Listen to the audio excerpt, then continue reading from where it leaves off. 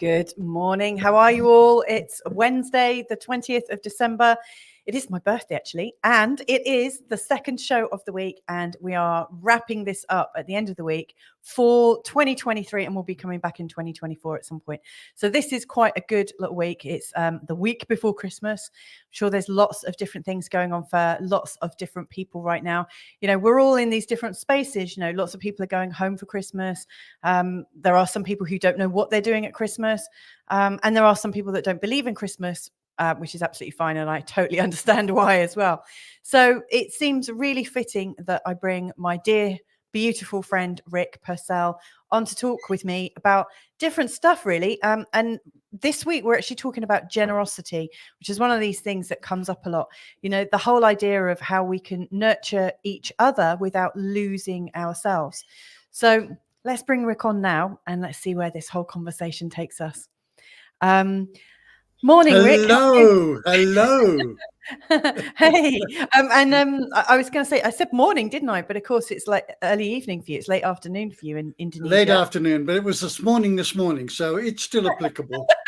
Yeah. And it looks really sunny and bright. I mean, we're coming up to the longest day of the year here in the Northern Hemisphere. That's on Friday, on the day of the solstice. Right. And it must be like almost the longest day of the year for you. Yes, and you know, being on the equator, we get about 12 hours of daylight and 12 hours of night, so it doesn't change that much. But the sun's about to go down over the mountains. So. Wow! Lovely. And we're going to see you glow at some point as well. Well, possibly, yeah, depending on how the conversation goes. Yeah, if I light you up or not. Sorry, Louisa, could you just excuse me? I've got somebody here. Yeah, I actually had a message for you. Just really?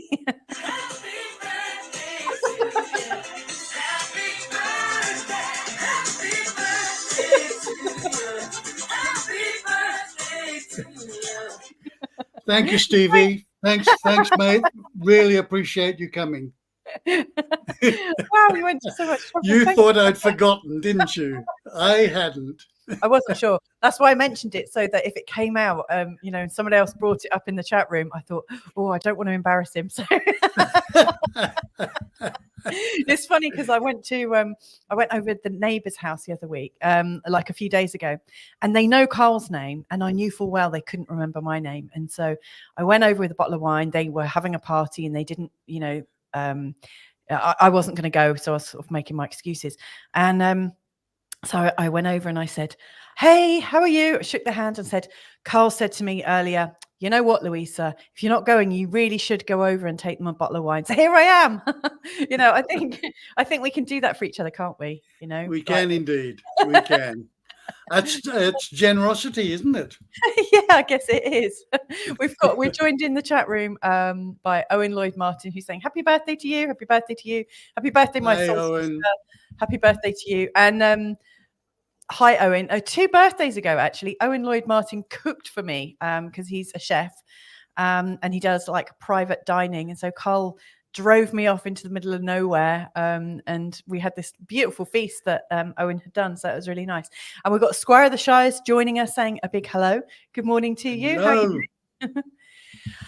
Oh, so what is new with you? Because I'm sure like whenever we chat and catch up, often the things that are going on for us actually tie into the main like show that we're going to talk about. So what's new for you and what's kind of tying into this theme? Well, probably the newest thing is our twins, our 14-year-old girls, were away for 5 days, which is the longest we've been apart. And they were hiking and climbing a pretty steep mountain in Java, which is full of sulfur and very high elevations. So they had to rough it compared to being here, and I got a full breakdown of it when they came back, and they weathered it really well. So it was very, very character building stuff. So that was the big item that's happened in our lives. And my next article, they're not all published. I think there's about 61 published, but tomorrow I hope to write my 100th article. No way. I'm well ahead of myself. That's so good. Well ahead. Yeah. Very excited about it. What's it going to be about? I'm not sure yet. I have to wait for my morning download. Yeah. It's interesting that you're talking about morning downloads. In fact, before I just tell you why I think that's interesting, Owen's saying, "Hey Rick, good morning Portugal." Obviously, that's Carl. He's saying, "Hola Rick," and Hola. he's also saying "Parabéns, Mrs. M," which is parabéns is like congratulations in Portuguese. Yeah, it's kind of interesting that you're saying your morning download, because I was chatting to a good friend, Helen, and she was talking about how her and her new husband get up quite early in the morning for their download. And then the same day I was talking to somebody else who's been on the show actually, and she was talking about how she gets up early. And that was my real sort of desire this morning. You know, I went out for a walk because I'm not so good at meditating, but like active meditation, active connection is my thing.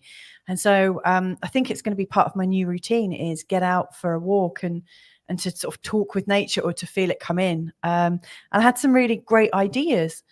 How long have you been doing your downloads for? At least 2 years now. Mm-hmm. Usually happens between 3 and 4 o'clock in the morning. Not every morning. And sometimes it can just be one word. Mm-hmm. And I know, okay, that's the topic I need to write about today. Wow. Other times I get other insights. And it's in that, I think I've described it before, that sort of not awake, not asleep zone, beautiful zone.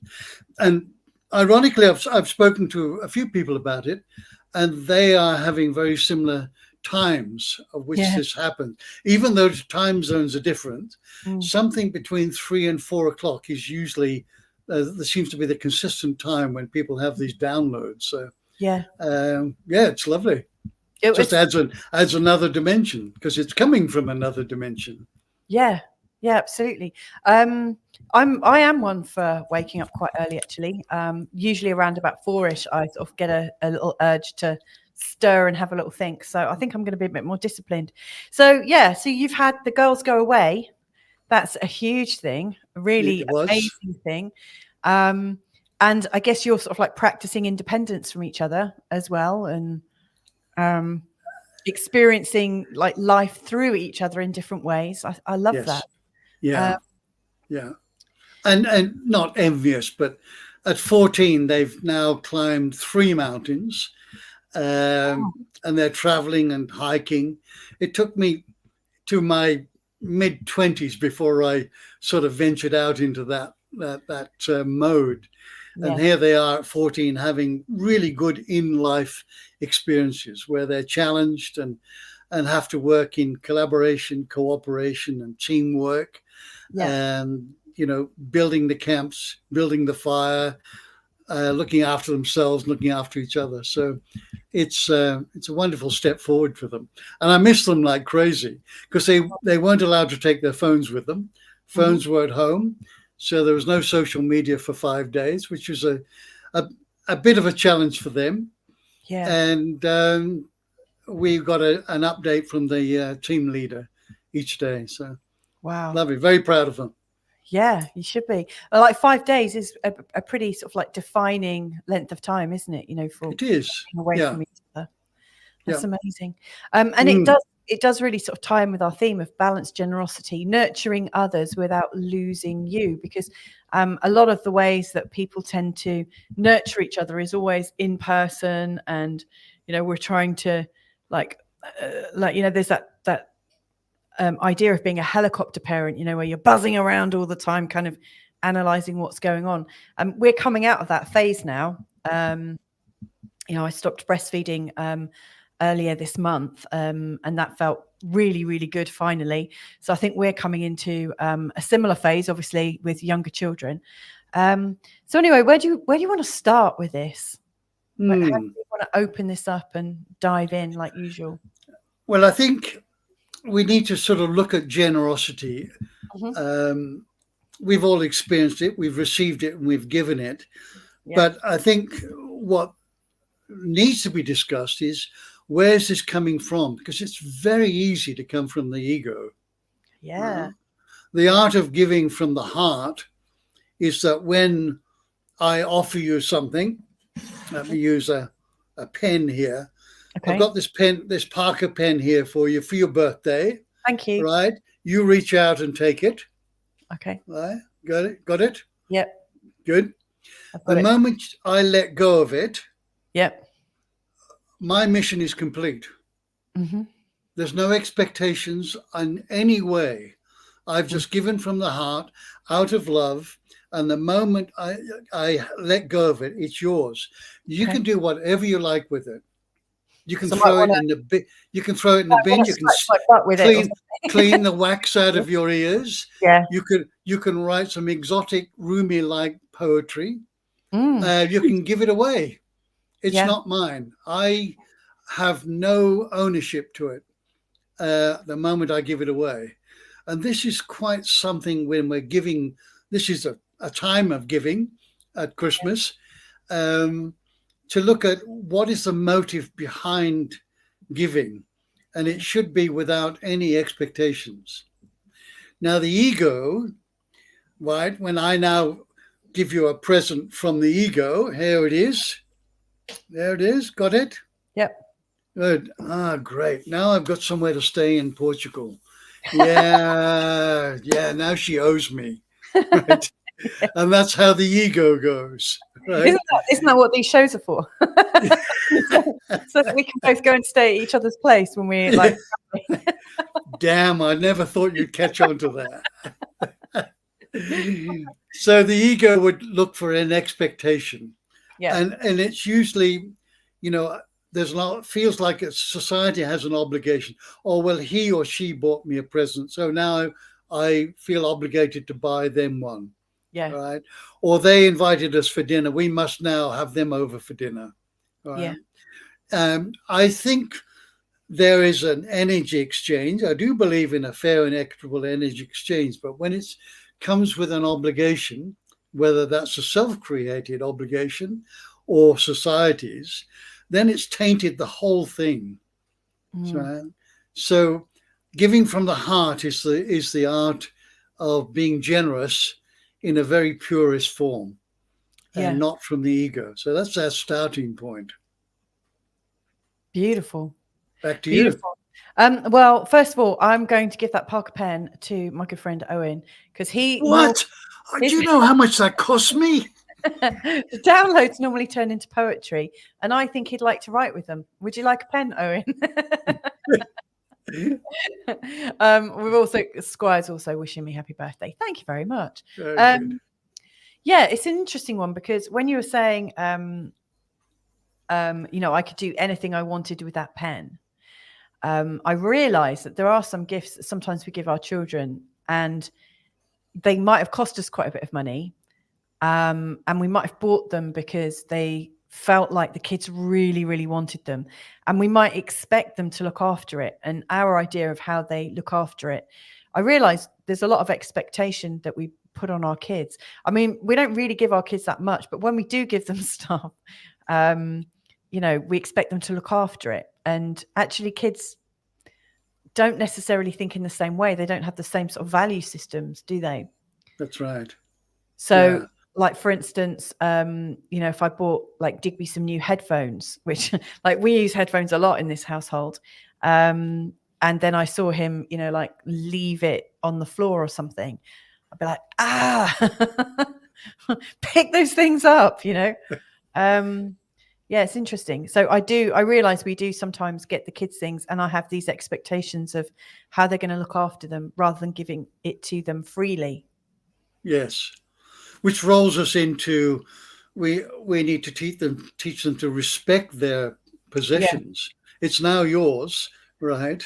It would be a good idea to respect it, because it has taken some effort to get it to you, and it was given to you in love.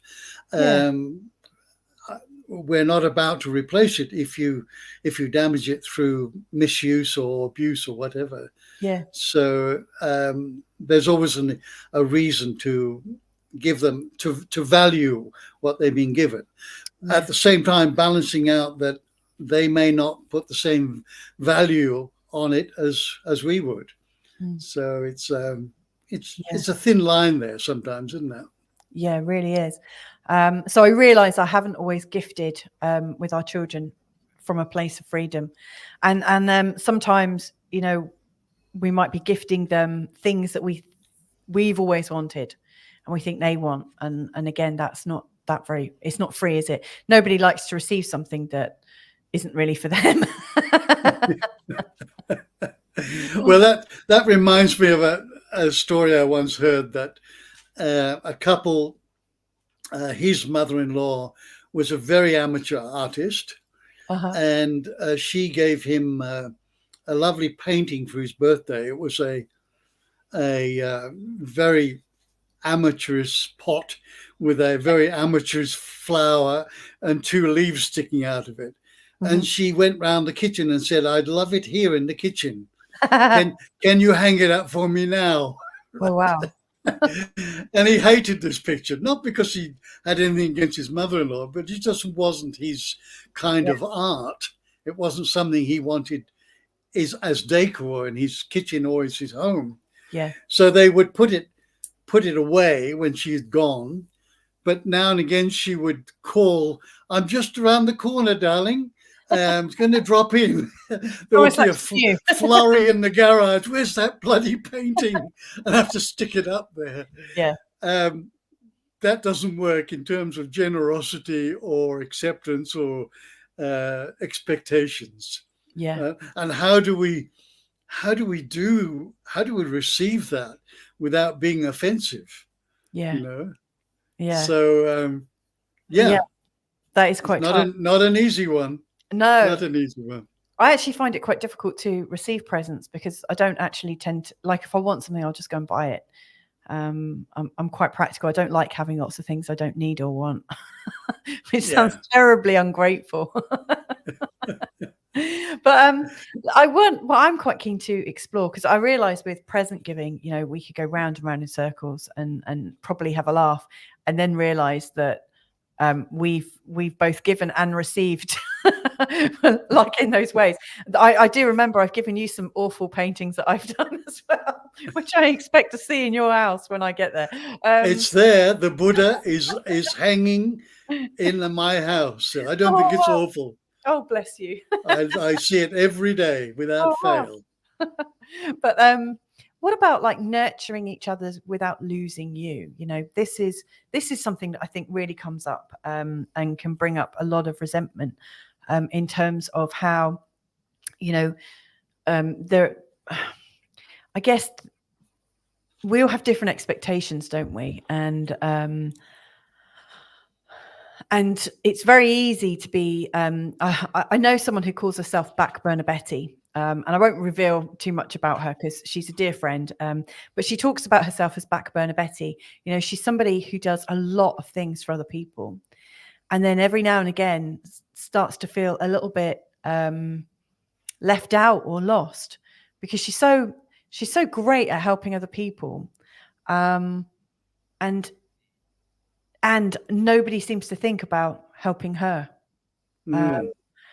And so it occurs to me that there must be, and I know that I felt like that. And I grew up with one of my parents really being, you know, that, I do everything. I have to do everything around here. And look, you know, kind of like sort of feeling like nobody's there to support them. And so I wondered what you have to say about that, because I recognize that, like, it's very easy for us to empathize with the person that's giving of themselves. And I also realize that we might have some skin in the game ourselves. Or kind of being a victim or playing the part of the victim. I recognize that in myself quite a bit. Hit me with it. Interesting. Well, I think, you know, there are various levels of giving. The very top one is selfless service, where you expect absolutely nothing for the service that you're providing, the generosity that you're providing. You're doing it because you love doing it, you love being of service, and there's no expectations in return. That's being of selfless service is considered to be one of the highest forms of consciousness. Wow. So then at the bottom end is the ego's idea that if I give, I'll get something back. Yeah. So there's various levels in between that. And I think the best way to look at it is, what is the intention behind giving, whatever it is, and to whomever it is? what is my intention? Is it an honorable intention where I truly want to give this and reward this person out of the generosity of my heart? Or is there some other nefarious or hidden intention that is driven by the ego, right? This will make me look good, or people will look at me. I've always thought about donations from wealthy people that says this ambulance was donated by Mr. and Mrs. Blog. No offense to blogs, of course, but if it was truly really generous and from the heart, why would you have to name it? Right? Or insist your name was put on there? Perhaps they didn't. Maybe the recipient of the ambulance put it on there, but they could. I've always admired anonymous donors. Who've just come up with some amazing generosity, and nobody knows who they are. Like, who is the masked man? Yes. Just you think about that. That can't be coming from the ego. Right? Because the ego would clamor for recognition and acknowledgement and all of that. So I think we virtually have to look at what is my intention behind giving, and to try and keep it as pure as possible. I utterly see that, and I agree with you in terms of how beautiful it is when somebody just gives and like are quite unattached to it, like they give because it feels like the right thing to do at the right time, and then they can just let it go beautifully. In response to the whole idea of back burner Betty, which is an archetype I know that I've kind of picked up and I've learned from a parent. When I examine it, if I like shine the light inside, I recognize there's a whole heap of different characters playing in this setup, almost like it's a bit of an orchestra. And I wonder what other people, who are watching, might have to add to this, because like, I'm sure we've all got different parts of this playing out at different times. But I recognize that there might be an aspect of my personality that might just want to be recognized, that maybe hasn't felt acknowledged or appreciated. And so we treat people how we might want to be treated ourselves. And then I recognize it can get horribly out of balance. So you know how we often I don't know. I think it's like a childlike thing, where you feel like you have to maybe give to a parent, maybe give to somebody bigger than you. I don't know. I'm just kind of keen to see what comes up. We've got some different comments coming in. So Pete's saying, "Happy birthday, Louisa. Have a wonderful day." So you're a giver, not a taker. It must be hard to have your birthday so close to Christmas. The key to giving is to recognize that you're deriving pleasure from doing it and not expect any more than that. And I believe you to be quite a generous person, Pete. It's also important to recognize that some people feel a sense of entitlement that will never either appreciate gifts or stop taking. I have come across those types as well. Sarah's here. Hi, Sarah. Hi, Sarah. How much are we trained that if we give, then we'll get? No wonder we feel so bad when we don't get. Yes, an interesting idea. Yes. What's arising in you right now? Well, 2 words, recognition and acknowledgement. Right? It seems to be deeply embedded in us that we need some form of recognition and acknowledgement. And really, when I trace that down, that's the ego's need. The infinite being that we are is enough, complete, whole, and infinite. It doesn't need any external stimuli or recognition and acknowledgement.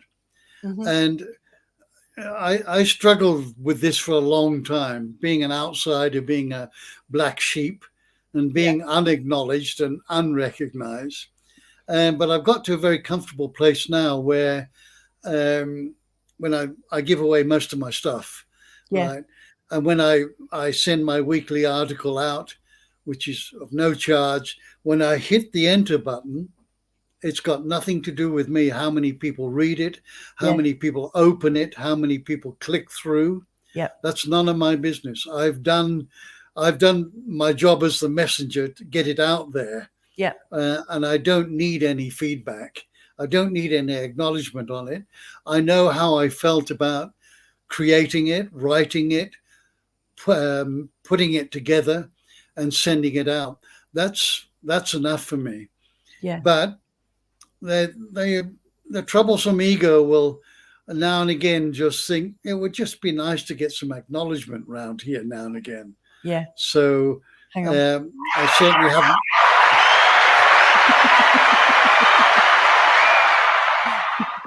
Oh, you don't know how badly I needed that, said the ego. Can I have some more, please? Hang on.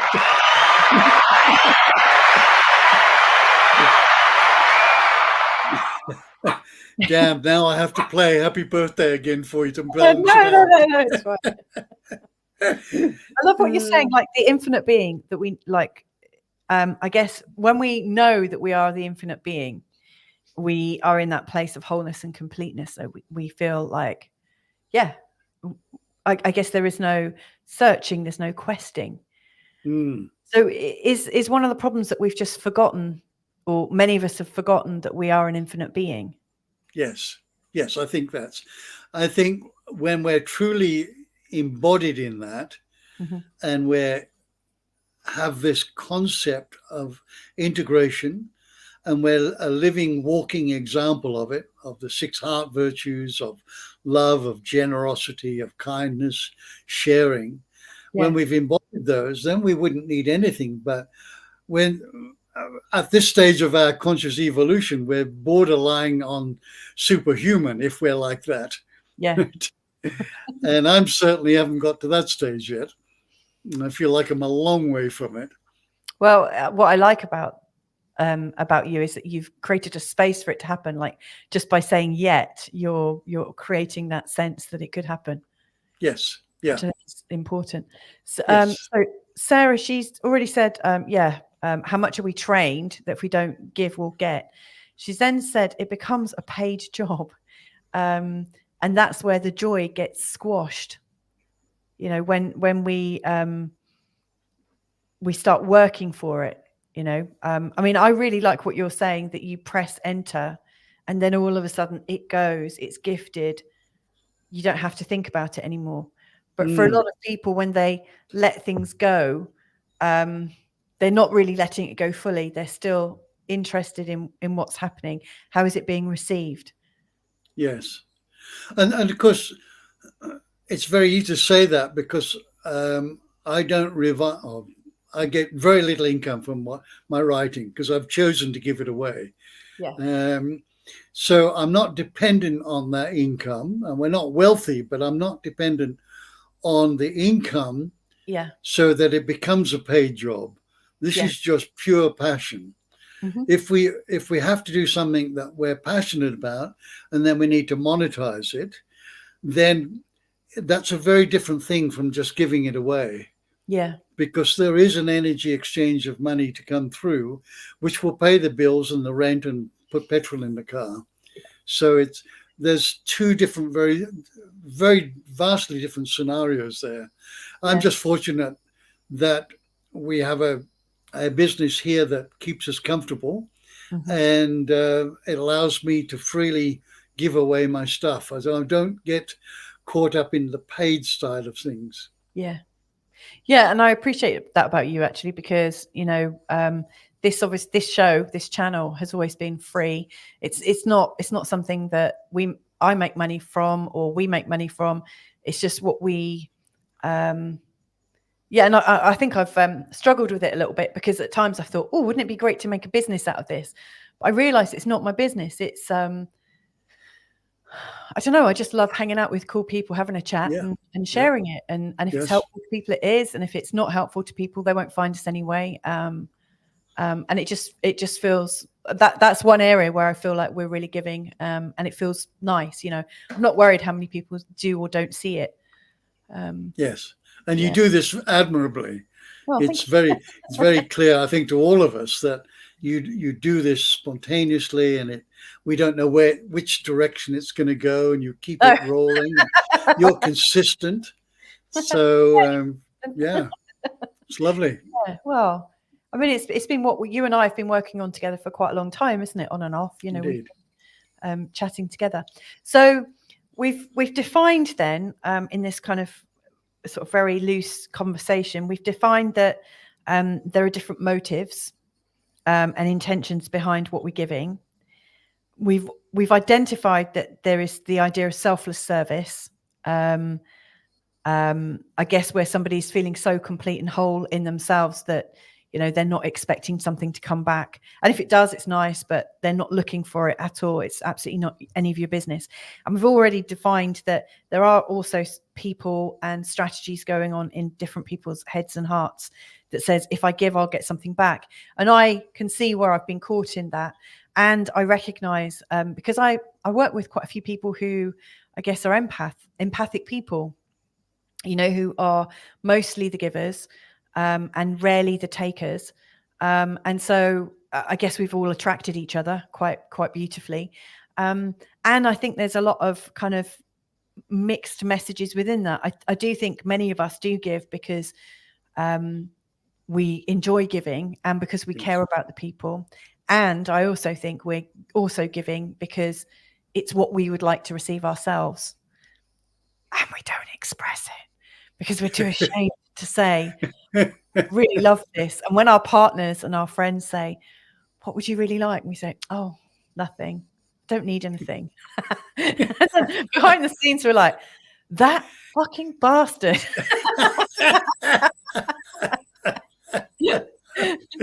I'm so obscene. But like, here's the balance. Like, you know, these serial people who are in the business of nurturing others and giving to others, how can they do that in such a way that they don't feel that sense of resentment, like without losing themselves? Because I really see this as a tipping point. And maybe this is more, I don't know if it's more a woman thing or a man thing. I really don't know. We've got a couple of comments coming in. Vivian is joining us. Hi, Vivian. How are you? Hi, Vivian. Every time I've made a passion into a business, it killed my joy in it. I love this show. Oh, thank you. And Sarah's saying, everyone has a soft underbelly that needs a scratch once in a while. Oh, I love that vision. I really love that imagery. That scratch is not always linear, meaning it doesn't always come from the person we want it to. Oh, isn't that interesting? I love that. That's very cosmic. Yes, and lovely. very true. And you went, ooh, just like I felt that ooh inside. What was that ooh? Like, what were you thinking with that ooh, Rick? I was thinking of my belly, actually. No. Yeah. We what is arising is arising. We put perhaps an attachment to something that, oh, this would be nice, but the universe will give us 360 degrees of opportunity, and if we just put one slice, 1 degree, think, oh, I hope I get this, right? When we have expectations that are not met, it's always met with disappointment. Yeah. So by leaving the opportunity for whatever is energetically coming our way, can come from anywhere, right? And be very grateful and appreciative of what, however big it is, or however small it is, the smallest gesture, opening a door for somebody, or just smiling, right? Just smiling at somebody. Yes. Beautiful. Yeah. Talking about smiling, I can see your face is starting to light up now. It's coming to that time of the day where obviously the conversation has risen you up, or it's sunset and you're starting. Yeah, blame Sarah for that. So it's interesting, isn't it? Because you're right, we don't always get what we're looking for from the person we're wanting it from. Yes. Yeah, exactly. So there's an expectation there, and expectation reduces joy. When it's not met, then there's some disappointment.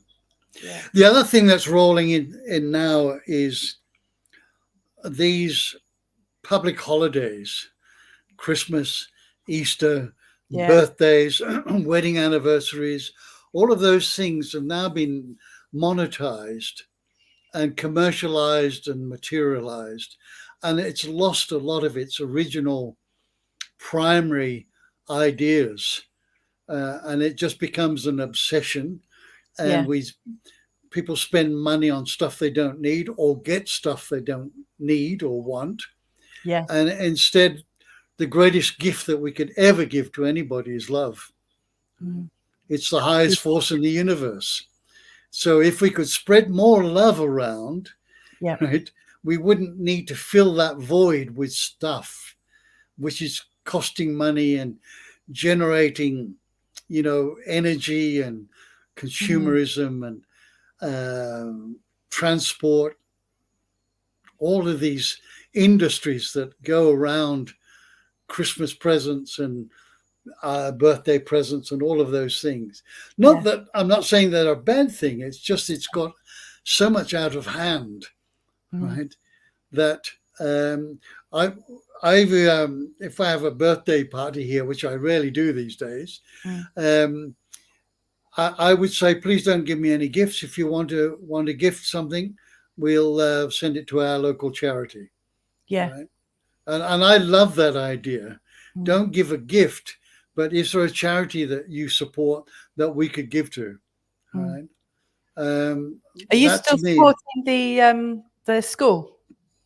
No, we haven't. We've finished doing all of that. 1,200 kids, underprivileged kids we've helped, and built 1.5 schools, and personally sponsored 3 kids' education. That was one of the best gifts that I've ever given in my life. Just to see these kids drawn out of poverty, these orphans being cared for and shared for and educated. That's absolutely priceless. Right? And that was local to you, wasn't it? It was local, and it was we held an event, as you know, at our shop every Wednesday, and we asked for donations. People could donate for the event or not. And over a period of 6 years, we raised $10,000, which goes a long way in Bali. And we gave that away and built these schools. So to me, that's the true art of giving. Not that everybody has to do it or is maybe in the position to do so, but really benefiting somebody's life where it's lasting, where a dinky toy tow truck is not going to last very long. No, and the stuff that's made out of plastic these days is going to last even longer. So educational toys and Lego, where kids can build stuff and be creative and inspirational. Those are the sort of things that can be life-changing for children. And big kids too. Yeah, we love Lego and card games. I mean, one of the things when I think back to Christmas growing up, and I guess, like one of the things I really appreciated my parents for was we used to go camping quite a bit. So I'd come home from school sometimes, maybe in spring or something, on a Friday, and my mum had packed up our tiny little caravan, and it wasn't so much that we were going away, but we were all together. And even though like we might have fought and not necessarily got on, but there was that attention. There was a lot of shared attention between us, and we would often, just spend time playing cards. And for me, that's one of my favorite things is playing cards with the kids. Yes. It's so much fun. It's really lighthearted. It's really silly. Like we've replaced, a pack of playing cards with Uno. I love Uno. So much fun. But I mean, that you are like giving your attention. You are, it's playful. It's nice. Sarah's laughing about you wanting to have your underbelly tickled. And Pete, Solar Life Pete is saying, we often have a need to help, but sometimes by helping someone, we're just enabling their sense of entitlement. Yeah, there is that to consider as well. We both know someone who has been doing it for nearly a decade. Have Yeah. we?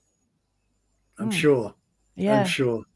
Yeah. And that was a question that I asked after a very painful lesson in life. How do we truly help people? Yeah. Now, if you I can help them to help themselves, Yeah. that works. Giving them a fish is not going to help.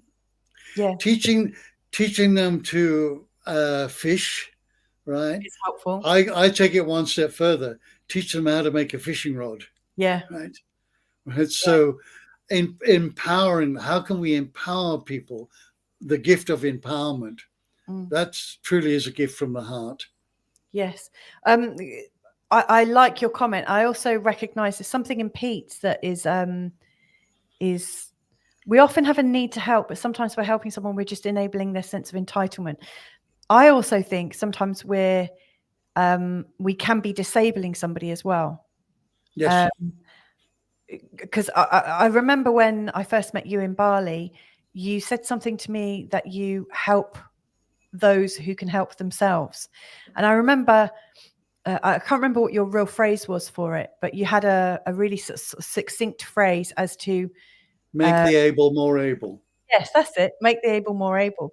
And I couldn't quite understand it fully at the time. I was going through quite a sort of like left-leaning phase at that point. And I'm maybe more like centered now.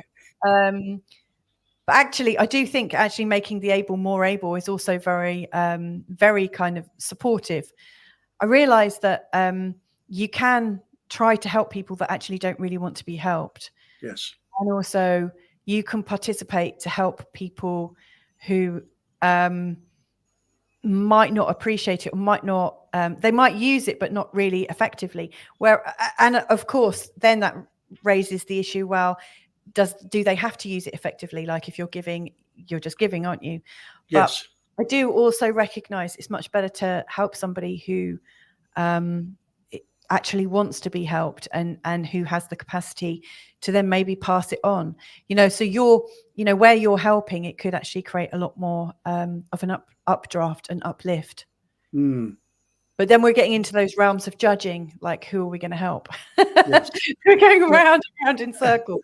or make an observation of how we have a choice of who we want to spend our time with and how we want to expend our energy. So if somebody's is not committed or wishy-washy, then this is not really going to work out well. So I just very politely say, look, let me recommend somebody else to you. Yes. Because I've seen either a pattern of behavior that wasn't conducive to, my time is valuable.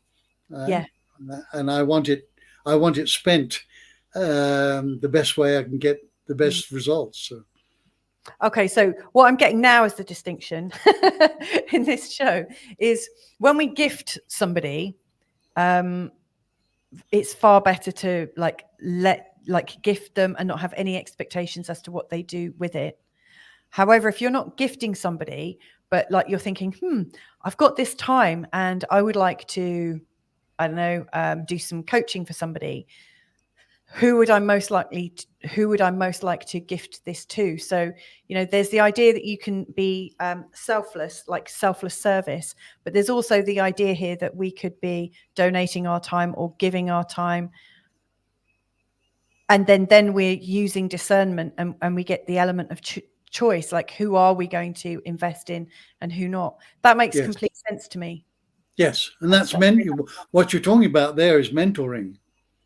Which I do with quite a few people. Yeah. So there's no expectation of money whatsoever. Yeah. Right. But I've also handpicked them because they've now got a track record with me where I'm very happy to invest my time with them. Yes. Because I know they're getting results. Yes. They are utilizing whatever advice to its maximum. Yes. So that's for me is a great gift to be able to give. Yeah. But also the biggest gift I get is their return. Yeah. When I see them doing, they'll say, what can I give you in return? I say, go out and practice this. Yeah.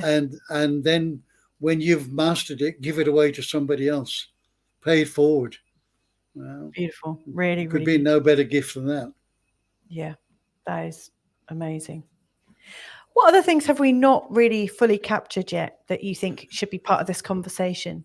Well, the art of underbelly scratching we haven't really gone into very deeply.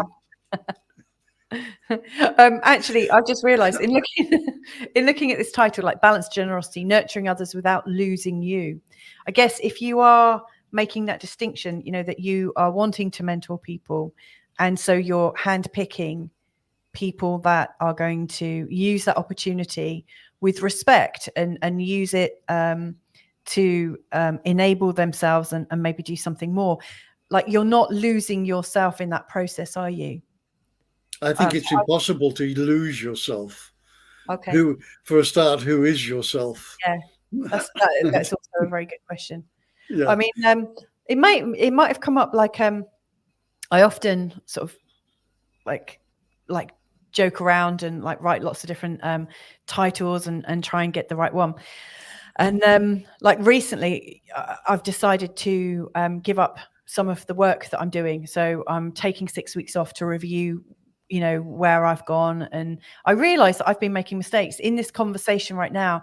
I realize why I'm doing what I'm doing right now, because I'm actually about to kind of let go of some of the work that I've been doing, because it occurs to me, whilst it's received and it's paid for, so, you know, it's all fully reciprocal, I also now have the expectation that I would really like to work with people where I feel like there is a much greater effect.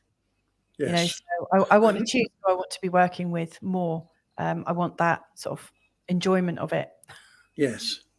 Well, I think your gift that you're giving, your wisdom and your practical experiences are well spent when they're utilized by people.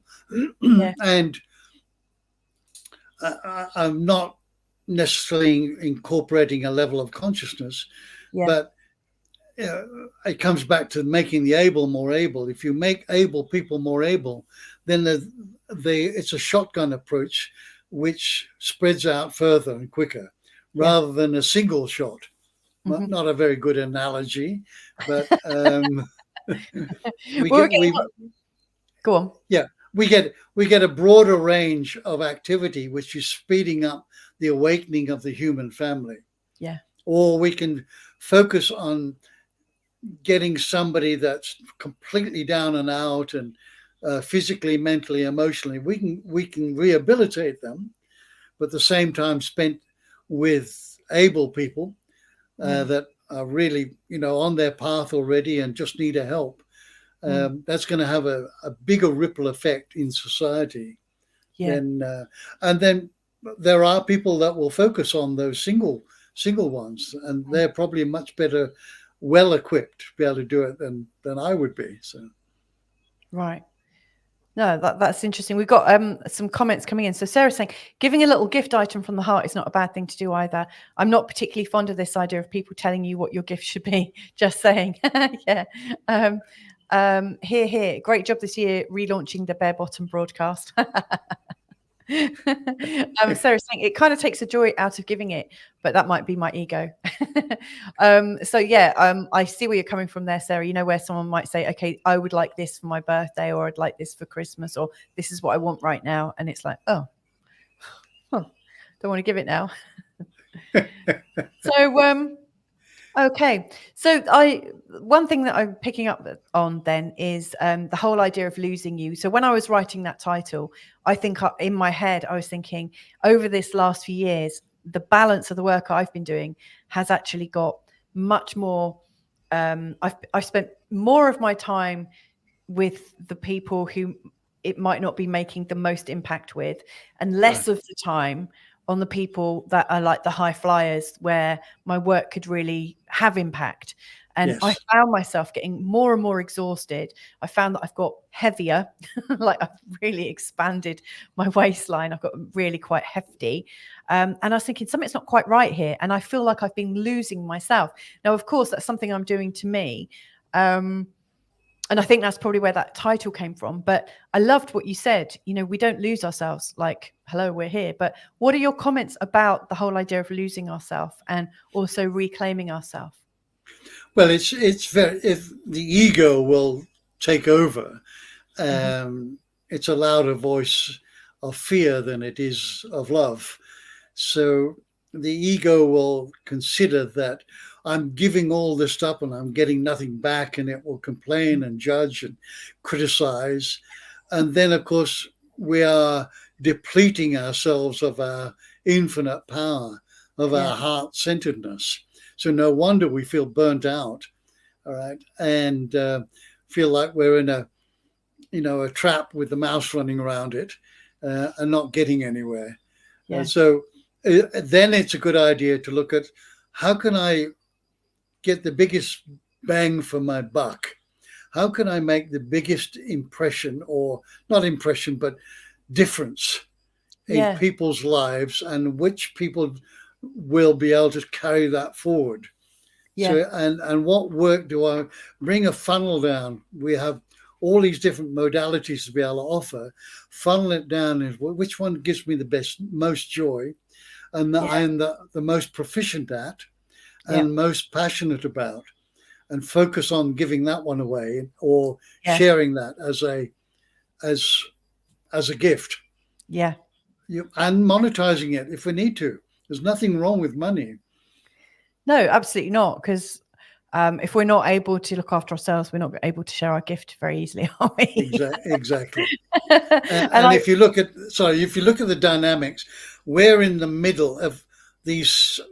If you look at a pebble dropped into a pond, there's ripples. We are the pebble in the pond, and then the next ripple is usually family, and then groups that we belong to, work groups and clubs. It goes out to humanity as a whole. It goes out to other species, to the earth. If there's dysfunction in the middle, every other one of those dynamics is going to have some dysfunction about it. So it's so important to look at our life and make sure that we're functional in what we're doing, and that we're healthy, that we're well rested, that we are getting the nurturing that we need in order to be able to reach out into these other ripples and make a difference. Yes, absolutely. That makes perfect sense. Really, really does. And that's beautiful. And I recognize, when you said we're in the middle, like there are, I recognize that I'm really quite privileged, because we, like, between us, we earn, like Carl and I, we earn enough to afford our life and pay what we need to pay.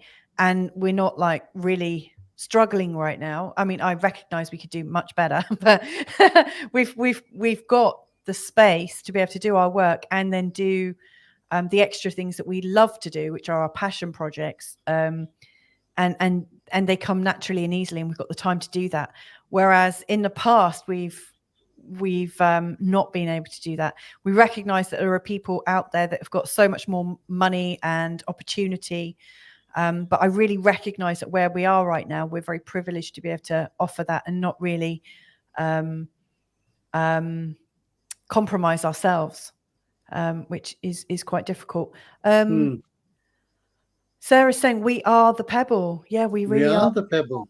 Which kind of takes us back around to the original thought, like the idea of going for our walk, or you having your moment to download that moment of calm in the morning to become the best pebble you can be. Or yes. So we are both the universe and in it. We are this field of potential, and in it we are the pebble. And that pebble then now is equipped with the download to be able to make those ripples. Yes. Because without the pebble being dropped in, there would be no ripples. Yeah. So you have to drop into that field then. You have to consciously want to be here. Yes. To do that. Yeah. That's beautiful. Have you got any sort of final thoughts, as we're starting to wrap this show up? Yeah, I thought I'd read off my Christmas list that I was going to send to you. Come on then. Bose stereo, Porsche 911, business class trip to Portugal. Okay, I'll see what I can do. I'd be very happy to just continue to receive your love, your support, and your gratitude, which I get every time. Absolutely, likewise. We're very, very lucky. Yeah. No luck involved. We've created this reality. Yeah. Started with a thought. It did, didn't it? Yeah. Yeah. That's beautiful. Okay, well, we've got some final comments coming. Sarah is saying, I'm sending both of you and Rick energetic, soft underbelly scratches now. Thank you so much. Thank you. Thank you. Sarah, you're so quirky. I love the way you think. I love your mind. And thank you to everybody who has and she's offering it out to anyone else that needs it. So if there's anything in the chat room, Sarah's your girl. We've got Bob Wenger saying, thank you for that perspective that I am the pebble creating the ripple. You sure are, Bob. You really, really are. You know, I actually know Bob personally. In fact, everyone here today who's been in the chat room, I've actually met, apart from Square of the Shires, actually I haven't met you. But yeah, Bob, your energy is such that you create massive ripples. It's really beautiful. Solar Life is saying, enjoy all the many gifts you have, Louisa. Great kids and a lovely husband. Yes, I do. I'm very lucky. Thank you so much, Pete. Right, I think we should probably wrap this up then. Yes. All right. Yes. So I'm not going to see you now, am I? Are you going to come and join us for a little bit on the Christmas show in 2 days' time? I will certainly try to get there. We've got some people coming in from overseas. Oh, lovely. They're arriving that same day, so I'm not sure if I'll be able to break away, but I will if I can. Yeah. And so my last thoughts for the day is, when I grow up, I want to be a big boulder, not a pebble anymore. I want a big boulder that can create bigger ripples in the world. Yeah. And those ripples will be of love and gratitude and appreciation and kindness to the world. That's my dream for Christmas and the rest of my life. Wow, that is so beautiful. Thank you so much, Rick. Thank you once again. And thank you to everyone that's joined us today. I really love and appreciate you all. It's a really nice way to start the day. In fact, I'm really grateful for this. So anyway, if you're free and willing to join us on Friday, we're going to catch up with some of the previous presenters that have been on the show, or guests that have been on the show. We're going to talk about joy. We're just going to sort of hang out and talk about the things that we're really grateful for, the things that we absolutely live for and are absolutely really in love with, you know. So it's going to be a bit of a love fest, a joy fest on Friday. Please join us if you can. But if not, have a beautiful holiday. Have a lovely break, and we'll also see you in the next new year. So lots and lots of love to you, Rick. Thank you once again. Thank you, and to all of your listeners and viewers, and have a great festive season. And remember, love is the highest force in the multiverse. Isn't it just beautiful? Isn't it? Yeah. Bye for now. Bye-bye.